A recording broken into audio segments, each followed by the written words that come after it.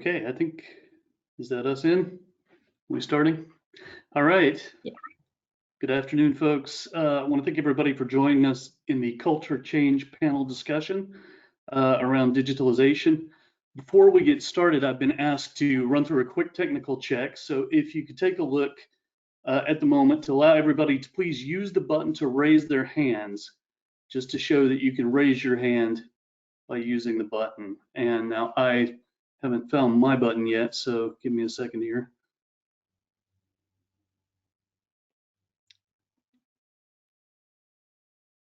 Okay, Charlie, you can let me know when people are. I think that's fine. Yes, we are working. We are getting some raised hands, so we can carry on. Excellent. All right. So today we're lucky enough to have with us Esther Diederen, and Esther is the digital transformation lead for Spirit Energy. I'm going to turn my camera off to save some bandwidth here. The way we're not focused on me, we're actually focused on the panelists. She is the digital transformation lead for Spirit Energy. She is originally from the Netherlands, but is currently living in Aberdeen with her family and has been working on the digital team and delivering digital strategy for Spirit since June 2019. She's responsible for people and process transformation and the digital workplace initiative to drive process optimization and product automation. Say hi, Esther. Hi. Hi. Okay, we also have with us Noorddin Taj, who is Digital Strategy and Solution Architecture Head, Digital Transformation Strategic Programs with BP.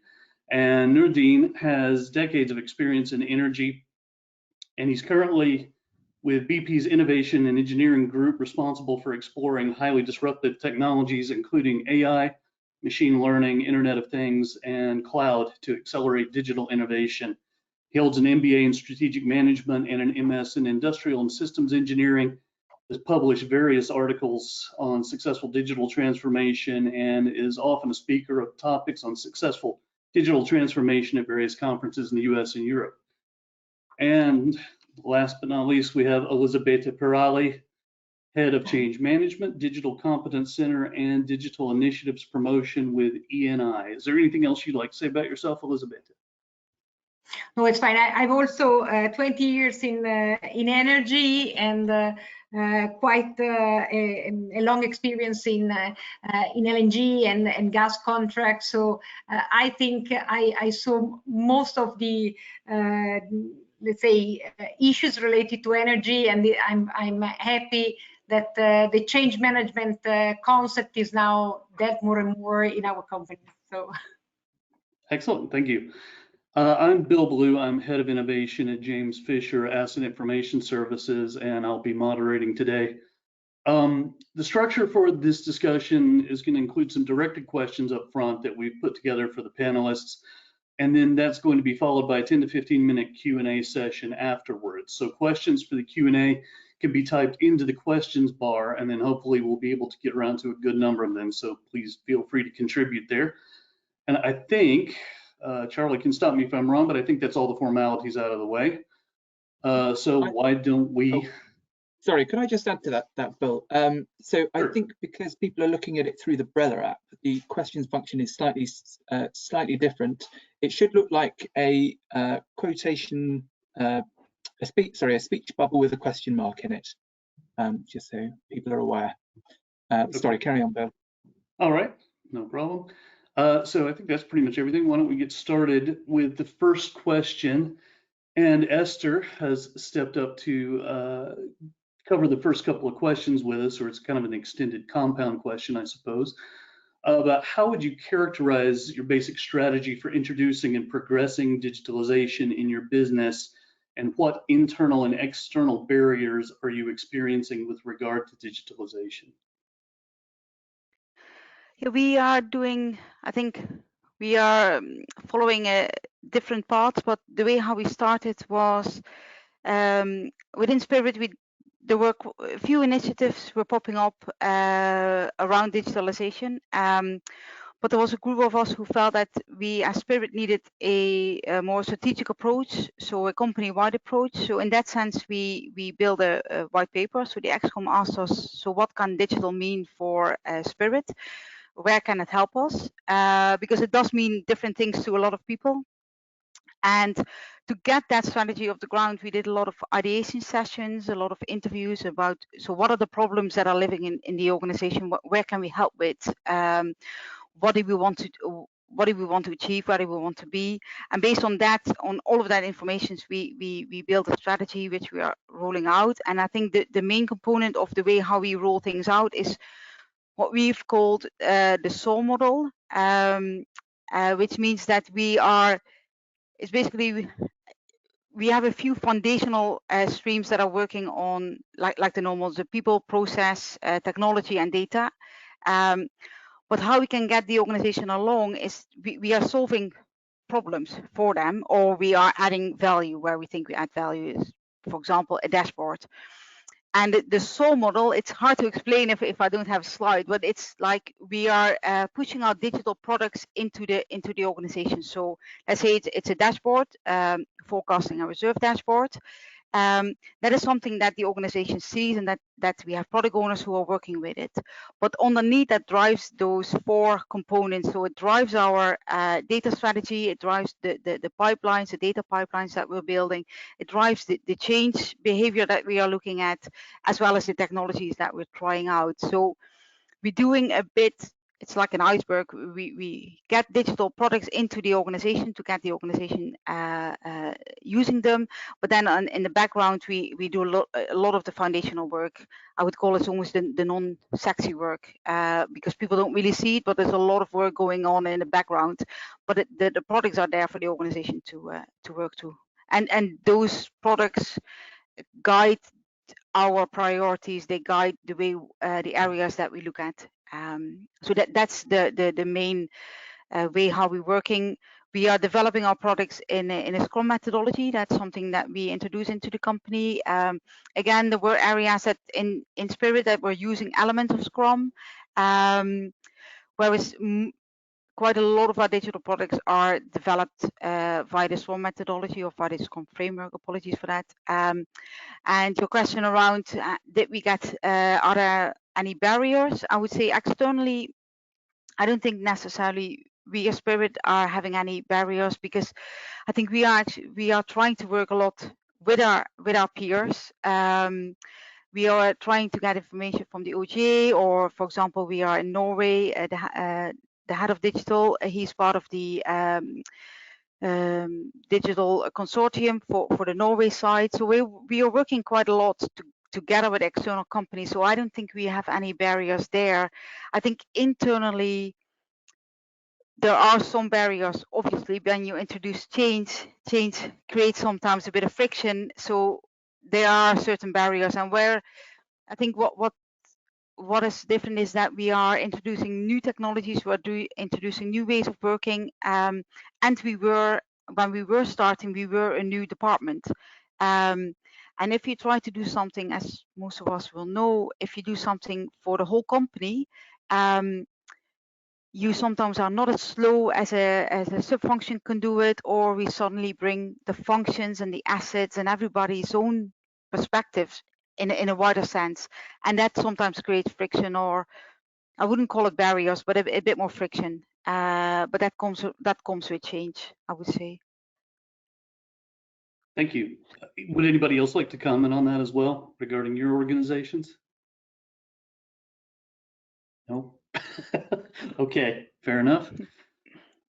So the next question is for Noorddin.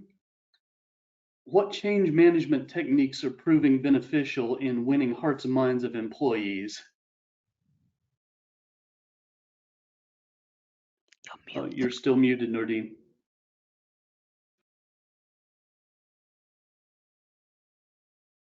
Okay, hello everyone, can you hear me? Yes. Okay, got it. Thanks, happy to be here. Welcome everyone, and thanks for joining my session, the panel discussion session. What I would start with a quote, you know, I've been talking about it in a lot of presentations that I have done before. So culture eats strategy for breakfast. This is by Peter Drucker. And I think it's very true in every organization. The reality is that strategy, capability, culture, and technology needs to be aligned. Otherwise, digital transformation is not going to be successful. And every company has a culture, and every culture is unique to every organization.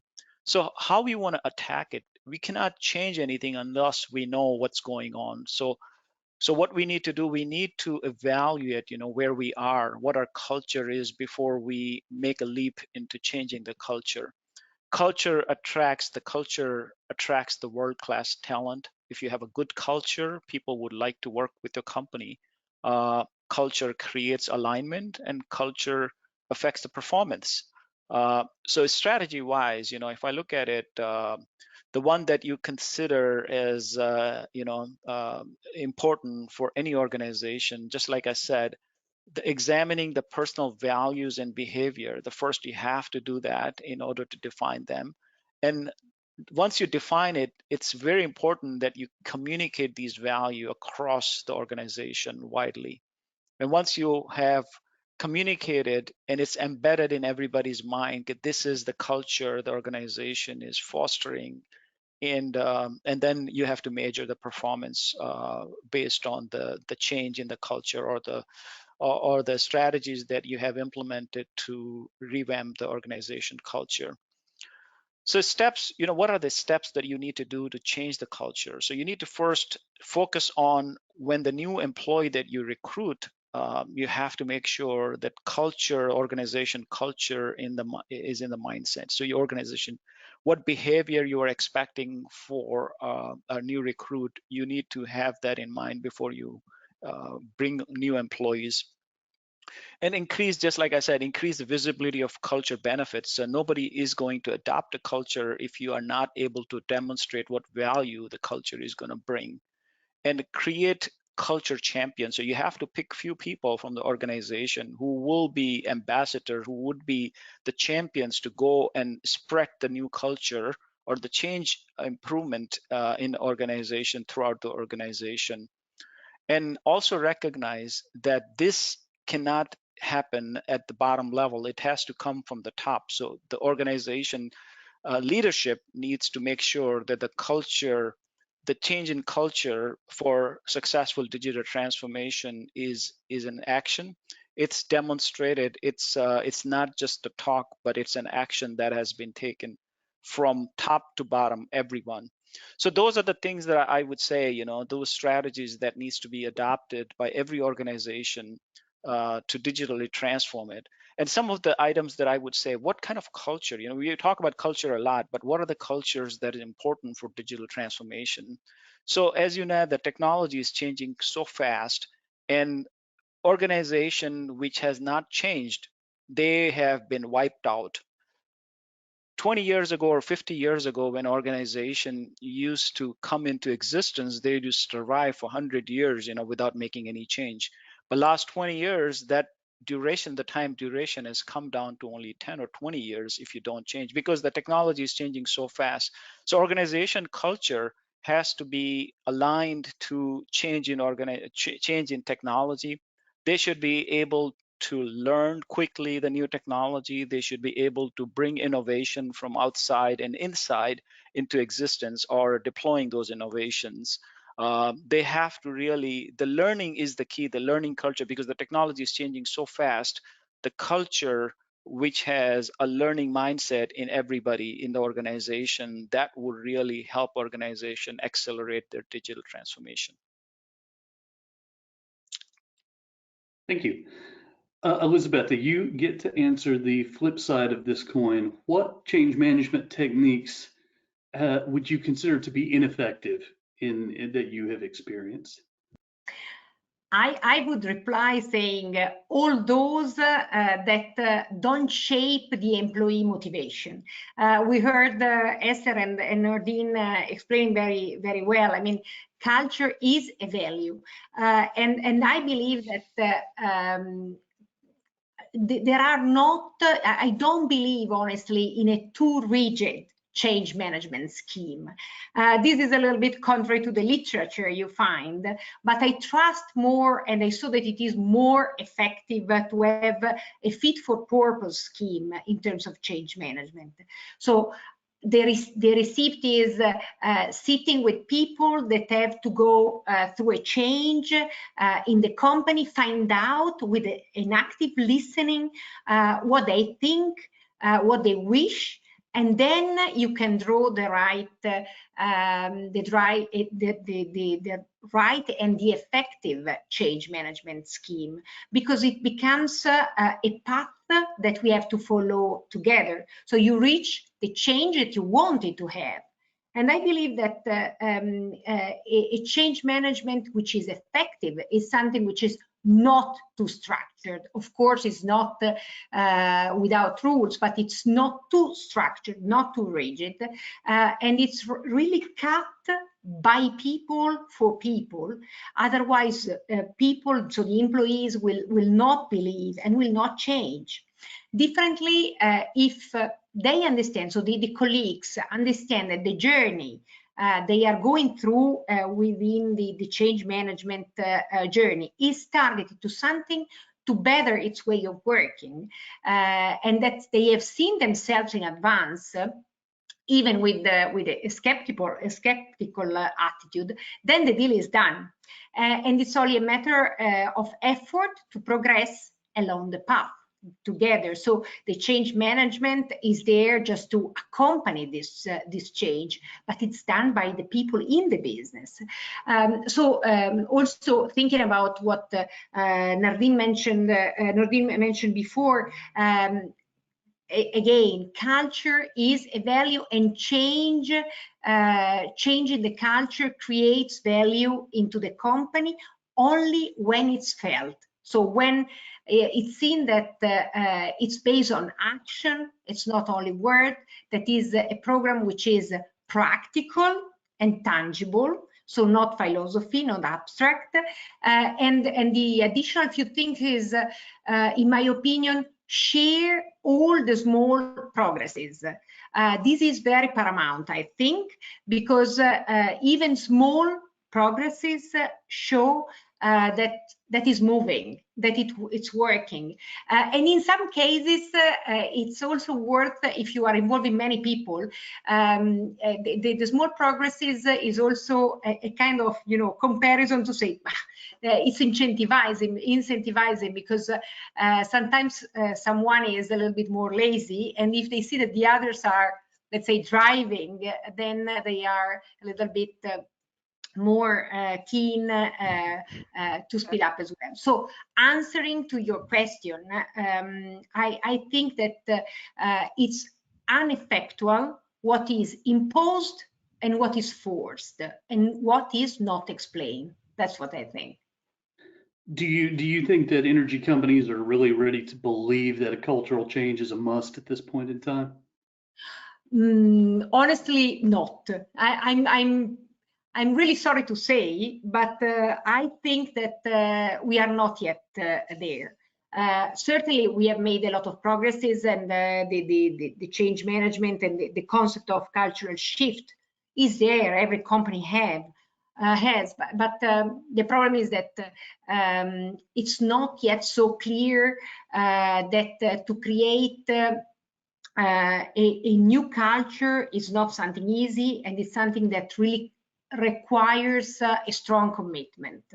While of course top management don't yet perceive the value that the change can bring, and how much the culture is effectively affecting performances, because when there is a change and you change the way of working of people, then it's pervasive. It's a behavioral change that really creates a kind of rejuvenation. It's reinvigorating the enthusiasm of people, and it creates the spontaneousness that probably in the recent years have been a little bit lost. So I think that really a lot has still to be done. So the fact that it is a must, I think it's very much, let's say, declared, but not felt, unfortunately. I don't know what the colleagues think, but so what I can yeah, say. sorry. Oh, Go ahead. you go, Nadia. Well, I think we in Spirit have been relatively lucky because the moment we were formed as a joint venture from Centrica and Buying Gas, and in that, our ExCom really had a big drive in setting up a new culture because we were not Centrica anymore and we were not Buying Gas. So in that, there was a big drive in creating our Spirit energy culture and our values, and lots was done around there. And one of the values is it's courage and it's agile, and digitalization and our digital journey really sort of embrace those values. So we have had a little bit of luck that we could ride on this culture change that was actually there from setting up Spirit. And as you say, I really believe that that has helped us in getting things done. It helps people curiosity and that little spark in like, oh, we want to work differently because we are a different company now. It does rejuvenate, or what you say, it's a spark, and it definitely brings people together and makes them eager to change. Because they see the part in front of them. They see it's like, oh, it's agile, or it's delivery or courage or anything like that. I would say, yeah, it's a very impressive tool when you get it right. Yeah, so I just wanted to add, I agree with the comments from, both the panelists. This culture, you cannot change culture overnight. It's a gradual process. You have to, just like what Elisabetta said, that you have to celebrate little success as long as you're moving in the right direction, and it's not going to happen overnight, and it's not going to happen the first time. It's a long journey, and you have to tweak along the way. And again, if you can demonstrate the value to the people are part of the culture. The organization structure plays a key role.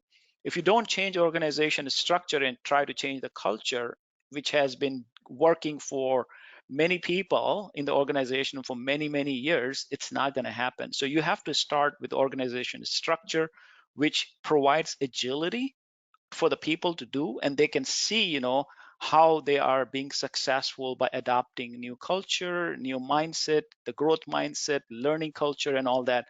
They will be happy. They can see the success, and they will be more motivated to help you to change the organization culture. I think, sorry, one thing that we found quite important, and we haven't been very good at it, but we are learning, is yes, we have to communicate our successes, and especially by the business, so the end user or the product owners, or they now have a capability that they didn't have before, for example. But in certain instances, when it comes to digitalization, it might also be good to show what is not working. It's like, we tried this, we failed, it's not working, we stop it, we move on. Because I think that shows the organization that it's up to a degree okay to fail, because if you try new things and you're afraid that you can't fail or something goes wrong, and you're more hesitant to change, actually. Whereas actually you can see that, yes, we made mistakes, and we this pilot hasn't worked, this technology isn't working. It shows also to the company that it's okay to fail. So try something new. It doesn't matter if if it not always leads to a big success, as long as you try, if you're open for new things, because with digital, things change so often.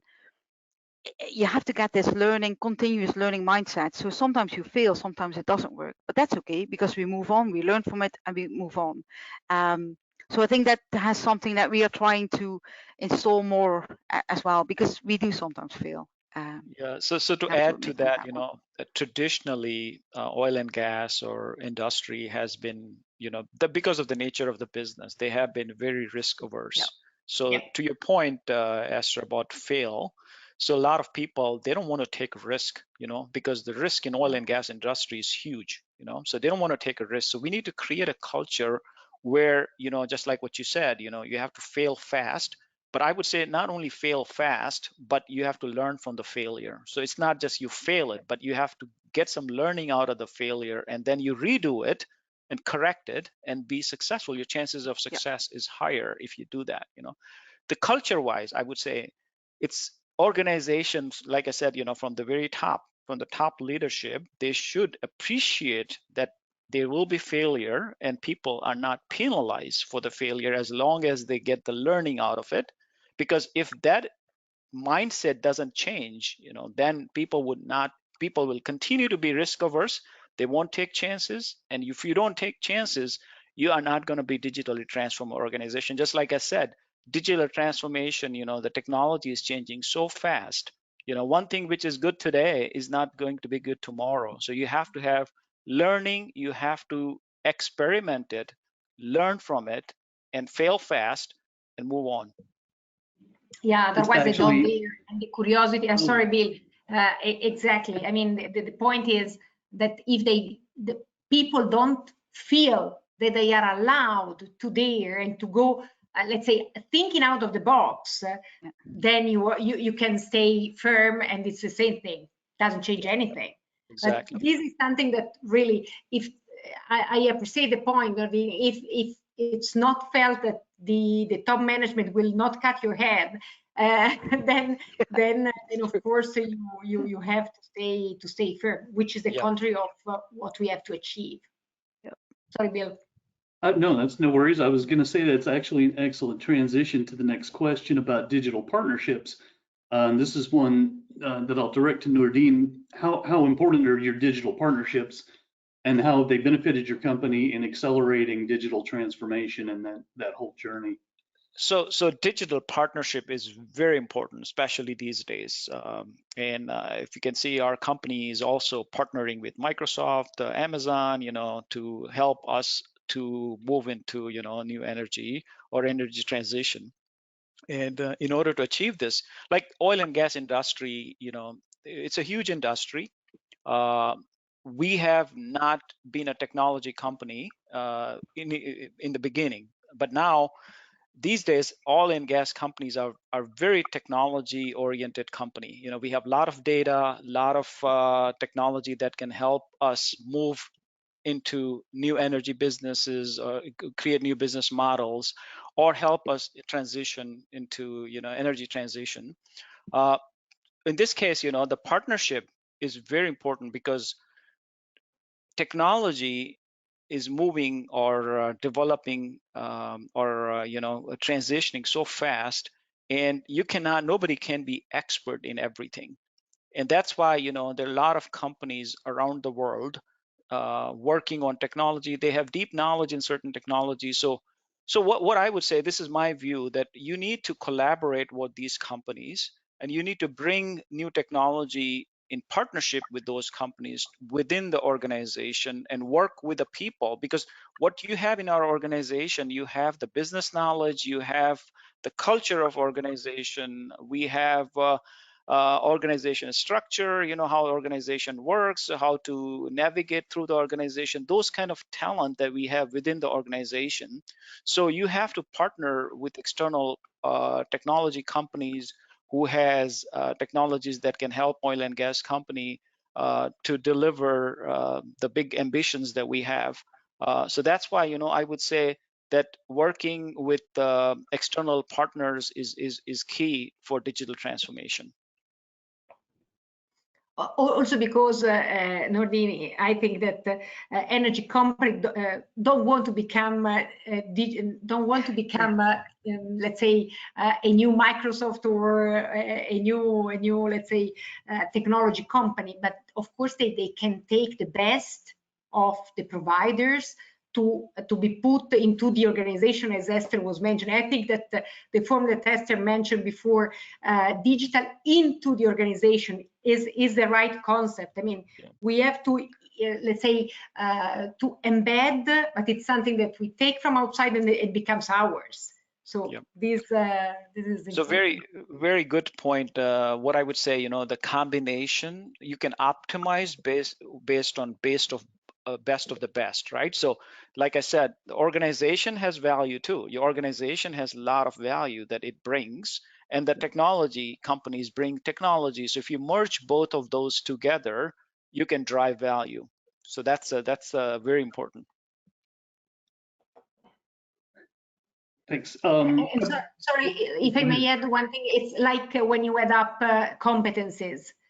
We have touched also many other times, but the concept is when you mix up the digital competencies within the that you don't have in the company, you insert into the company, and it becomes part of the new culture of the company. Then it's something which is acquired. I mean, you change the attitude because indeed you observe from these digital competencies what you had not, and the digital competencies acquire what, of course, they didn't have in relation to production or whatever other typical industry topic, drilling, reservoir, whatever. So that's sorry, but I thought that this analogy was relevant. Yeah, exactly. Elisabetta, do you find that most of the change in your company is happening like at the department or division level, or is it happening higher, lower? How does that work out in your company? No, I think that the most relevant changes occurred when it was not related to one single unit, but it was, let's say, transversal. There, I think it was really the real effect we could have. So if we took, for example, only one unit, okay, you can make an excellent job for that unit only. But in order to have the change of the culture as a whole, you have to put different units together. I make you an example, just to be concrete. I make you an example. A case that worked very, very well in my company was a project that is called Data Culture Project, where we put together different competencies, only 3,000 people, so all the subsurface within the company, all around the world. So we put together reservoir exploration and drilling, all the, let's say, subsurface. We listened to them and we explained that we had to work differently in order to implement some special, let's say, tools that were benefiting, the three of them were going to be benefiting. At the beginning, there were a lot of skepticism because, of course, everyone was very jealous of their own sector. But then putting them together, so we could have worked alone per silos, all drilling, or reservoir, or exploration, but I'm certain we would have not achieve the same result that we achieved putting them together. And I repeat, it was on a world basis, so all the this kind of stuff all around the world, and having a common goal. So I really believe that to have a pervasive change, you have as much as you can, I mean, for compatible function, of course, put people together and not act per unit, in my experience, of course.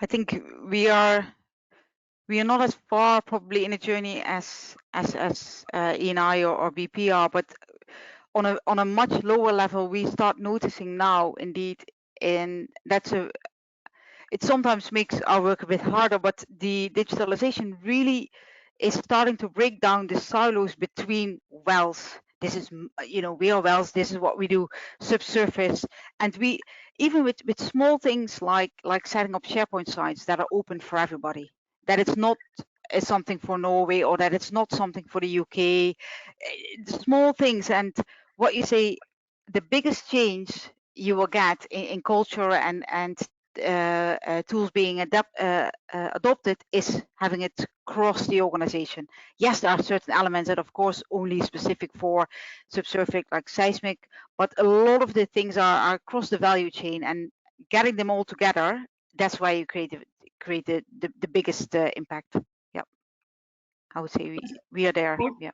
Yeah, also because people understand that they spare time, they work in parallel, they work differently, improving their daily activity. So it's a kind of they can touch that they are bettering thanks to the sharing they are doing with the colleagues. Of course, everybody is doing its own job, but with a different approach and I would say an integrated approach from the beginning creates really renewed motivation in what they do.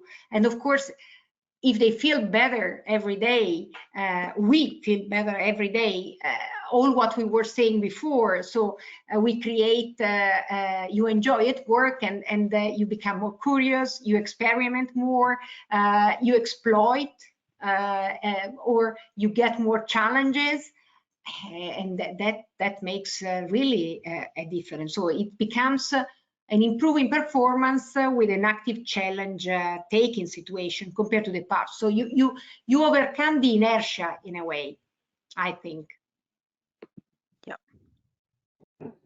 Okay, I have one question in the queue, but I think we have time for one more for Esther before we address the question in the queue. But I think the question in the queue is interesting, so I do want to get to it. Has your company, Esther, provided management with any kind of support or training around the introduction of change or additional management techniques, or have you brought in outside, external consultants or other kinds of help from outside to do it, or how have you gone about that? It's a little bit what Noorddin says, is that we're an oil and gas company, we're not a digital company. So when we set up our strategy, we work together with Baringa. They helped us with strategizing where we have to go and the ideations.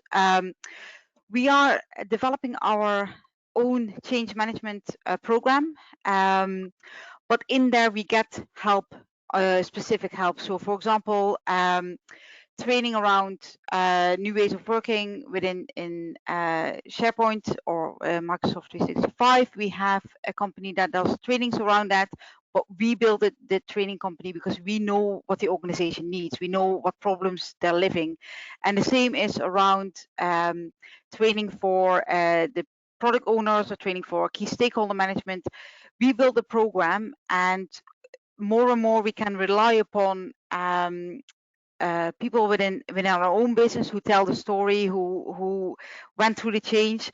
But in certain elements, we will ask help because that's not our expertise; it's somebody else's expertise. So we rely. We build our own culture change program because we know what lives in the company, but where needed, we go to experts. That's how we deal with it. It's a mix of both. Anybody else like to say anything about that, or no? No, I agree with what Esther just said. So there are stuff which are strategic where we want to use internal capabilities, so we control our destiny. We also want to partner and learn from our partners, and because if they have done something and proven something, and they have expertise in that technology, which for us it will take years to build. So in that case, if you want agility, you want to bring those technology, or collaborate with the external parties to accelerate your digital transformation with an internal expertise. I'm just curious, and this is kind of for all of you. Esther signed on for this one, but I'm kind of curious about all of you about how did you identify change champions, and what have you done in some of the more stubborn areas of the business to kind of work it from there? It's a tricky one. We are working with, we have some networks. So for the new way of working, digital workplace, we have created a group, Digital Workplace Champions, and this is it's almost an evolving group. It's partly they've asked that they're interested in themselves. And we have asked managers to appoint people as well in areas where we didn't get anybody. in there, what we're seeing is that it's, I said, it's an evolving group. A lot of people are getting more and more interested in it, and you see them helping each other. So it's not necessarily anymore the external consultants or me who are having to give the answer. It's a community now. They speak with each other, they help each other out, and we provide training, etc. on it. We're going to do something similar around Power BI. And we have product owners, and I think the focus is mainly around what's in it for you. It's not, we're not pushing change because the sake of change or because it's such a cool technology, and some things are quite cool actually, but it drives a purpose. It's there to either make your life easier, to find data quicker, to get decisions quicker, whatever, to create more value. It's something that helps the organization. It helps you as an employee. So that's I think the key that we're driving at. And what we see more and more is people getting, because we're pushing more product out, I think more people are getting interested, and you see, because people are starting this learning capability, you do that in your normal life, and I think people are starting to see the parallel now with work, that they're getting more interested, I would say. So it's a mix of a push and a pull at Spirit at the moment. Cool, thank you. I was going to ask, there is a question in the queue that I'm looking at, and I was going to ask, I can only see these one line at a time, so it may be a little bit difficult for me to read. I might have to ask Charlie to step in at some point if he can see it a little better. But I want to throw this one out into the center of the ring and see who picks it up and runs with it. It says, in hindsight, are we not putting all of our eggs in one basket of Microsoft, Amazon, and the like? Where's the diversity? I know from personal experience in our company, yes, we do tend to partner with Microsoft, IBM, et cetera. I don't know how to answer that question, but I'm curious to see how other people would answer it. In other words, diversity, I think what is meant here is, maybe working with other companies, working with smaller companies, and so forth in terms of technological development. Does anybody have any feelings about that? We are, maybe because Spirit is slightly smaller, but I think we have a bit of a mix. So yes, we go with Microsoft for our M365. We have Cloud Azure, but then we have relatively smaller companies helping us, like Beringa or Avery or Merkle on the data science bits. We use smaller companies just to help us, because we're in certain areas, we're still in the pilot phase. So we have smaller companies to pilot when it comes to AI or looking at trends, or working with OGTC together, seeing where, okay, you have a new company set up, is there something that we could potentially look at? So I think we are a mix of both, I would say. But I think where we are as a company, we have said we want to be smart followers. So because of the size and of where we are, we not necessarily go for the newest technology to trial. So we will always be slightly behind the newest technology. We on most areas we go for proven technologies, so we not go for the startups, but we do have smaller companies that we go and ask and see if we can run pilots with. So it's a bit of within Spirit, I would say it's a mix. Yes, with respect to E&I, I can add that we have also used a mixed approach with respect to, let's say, the target we had. So maybe if I take, for example, the exploration side, we went for the, let's say, the newest technologies, while on other sector, for example, for innovating in HR or in some support functions, we use, but not only there, we used a lot also calls for startups as well. So we mixed up, let's say, the top class technologies with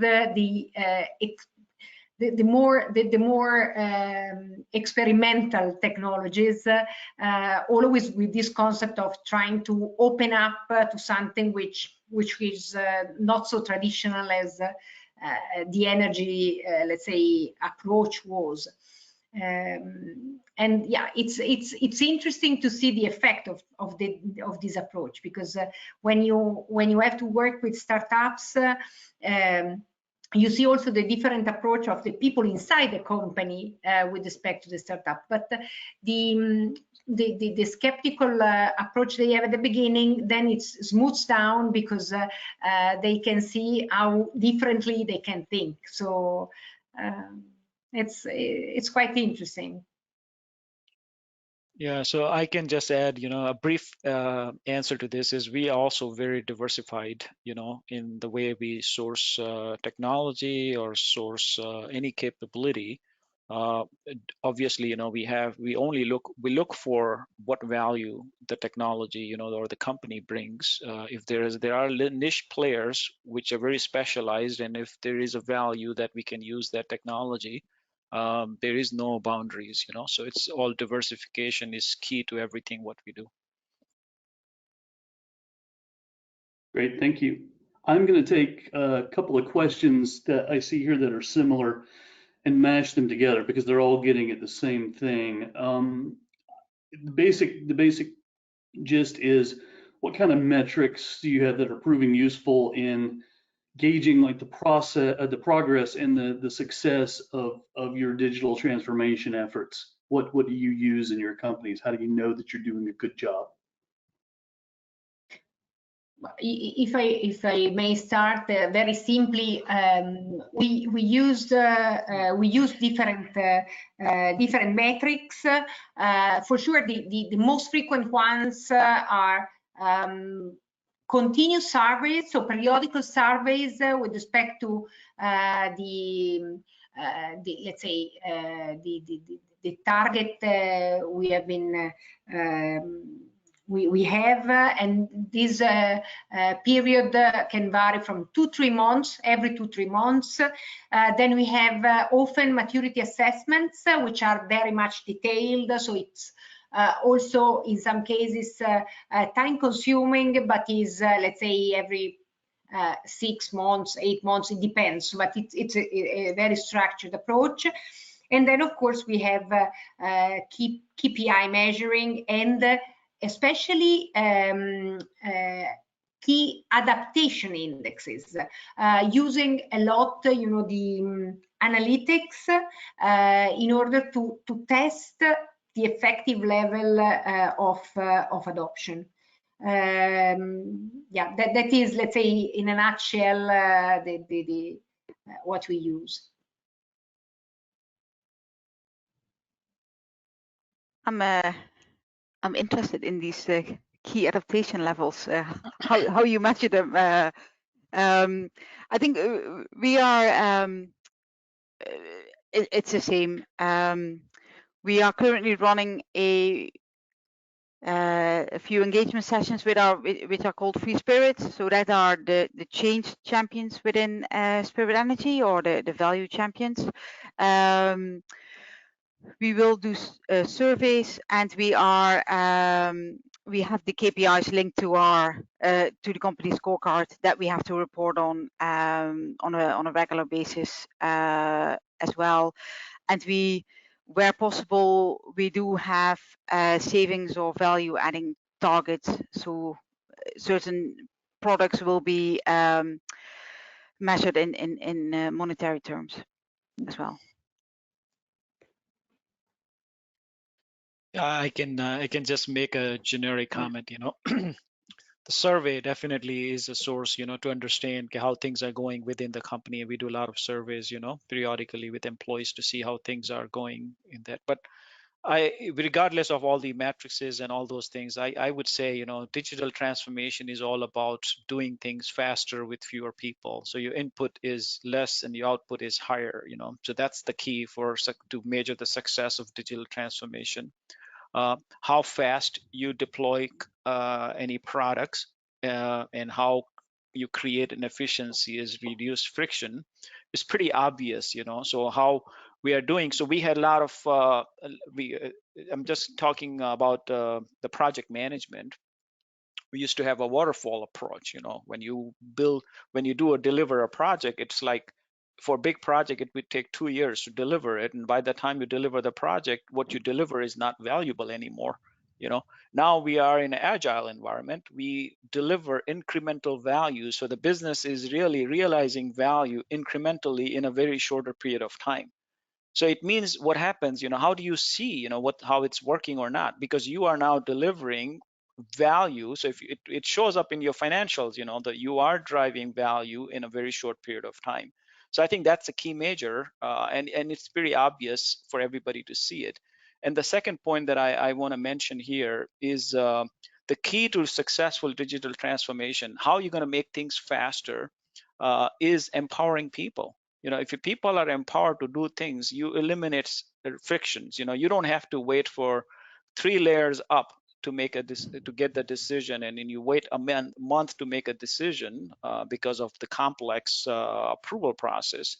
By empowering people, you're making decision faster, you're moving fast, and when you're moving fast, you're realizing value, or you're failing fast and you learn from it and you move forward. So those are the things pretty obvious. And I would say everybody, going back to the question about the ambassador, so everybody, in my view, everybody in organizations are ambassador or the leader of the change. If you empower them, the thing's going to be, organization's going to be successful. But measuring is indeed is key, because it's exactly what shows that all what is done is not philosophy, but it's really something that creates an impact, and so it's really paramount. So yeah, agree with you. Yeah. You cannot, if you cannot measure, you cannot improve, right? So that's the thing. You have to measure it, definitely. Yeah. And additionally, I would say that also, in order to prove to people that change managers don't think that they are unfailable, they can also show that if something doesn't work, change can also fail, and say, we got on the wrong path. Let's move it. So it's you can adjust it also on the way. Say we are all human, and we need to measure step by step if it's right or not, and adjust. Excellent. I think these are really good. I got one more from the queue that I would like to take, because I see that we've got about 3 minutes left, and I think it would be a very good kind of wrap it up question, just to get everybody's kind of, well, you'll see. I'll throw it out into the middle of the ring and you guys can fight over it. Is there a vision of an ideal culture that you were aiming for? As wide open. What is your vision of the ideal culture that you're aiming for within your change management climate? I can start. I can just say one word, innovation. The culture of innovation will drive our organization to a successful path. Yeah, I think it's hard, but it's the continuous learning. It's that we have to get used to continuous change. We just have to, it's continuous learning. Things will change, and we have to adapt to it. Yeah, and without sounding too romantic, I would say that the ideal culture is for a business company is to have people that let's say take the challenge every day and really tries to make its best to make the company better for himself first, and of course as a reflex for the company. That's a nice one. Take the challenge every day. I like that. I think we can all like that. Yeah, it's quite cool. Yeah. I think someone should start. Make it your slogan. Well, I think we skated in just under the wire with that one. I got nervous when Noorddin said he had one word. I was hoping he'd expand on that a bit, and he did. So that worked out well. Charlie, is there anything that you want to add or say here before we wrap it up, or? No, I think that sounds good. I suppose I'd maybe just say that this is our last session today. But I think comment that Noorddin made earlier tied day one to day two quite well, and sort of culture change very important, but organizational structure is sort of key consideration alongside that, and that's what we'll be talking about tomorrow. Same format, presentation followed by a panel. So yeah, hope you've enjoyed today, and do join us tomorrow. Thank you.